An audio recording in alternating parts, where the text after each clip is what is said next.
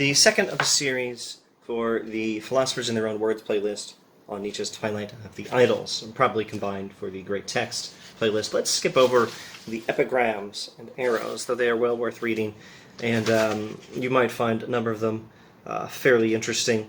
As in, if you have your why for life, you can get by with almost any how, and so on. But let's just not interpret the epigrams for our purposes. Let's go to the problem of Socrates.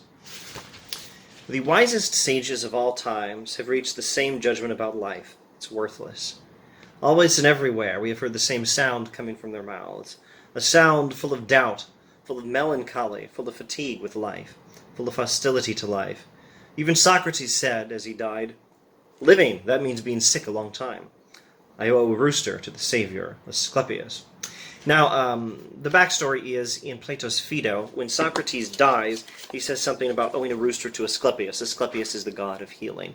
Owing a rooster means you owe a sacrifice to Asclepius. You have been healed, you owe a sacrifice, expressing your debt to Asclepius. When Socrates dies, he is saying, as he says, we owe a rooster to Asclepius, the god of healing, he is saying, I have now been healed.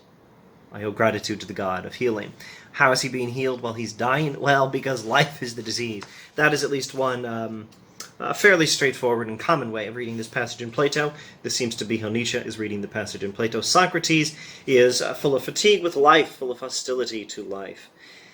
The idea, the central idea that Nietzsche is critiquing in Twilight of the Idols is the idea that life is worthless. So again, as he says in the very beginning, in the foreword, in the very first sentence, when he talks about cheerfulness, he is saying that he is an optimistic philosopher. What he is critiquing is a pessimism, a pessimistic view of life that devalues life. He is critiquing the idea of life that says life is worthless.